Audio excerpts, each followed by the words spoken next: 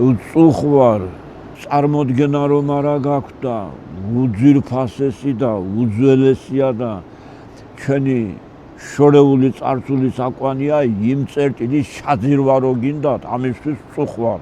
დიდი უბედურება არის რომ ინვესტიციას ვეძახით და სინამდვილეში ეს არის ქვეყნის ტერიტორიების გაყიდვა. ფულს ჯიბეში იდებენ ჩვენი პარლამენტარების და სხვები. ჩემში ჟუანტელს იწვევდა 100 წლით რიონის ხეობაში რომ თურქი შემოიყვანო იგრიალე როგორც გინდოდეს ამ პირობით უშვებდნენ. რა დიდი სიშტერე და სიბეცე არის ის რომ ფული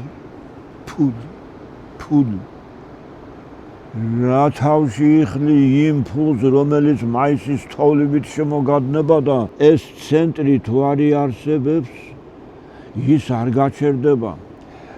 სკოლა ბავშვი იქიდან აქ მოდის დილას 100-ია ჩემ სოფლიდანაც 100-ია სხვა სოფლებიდან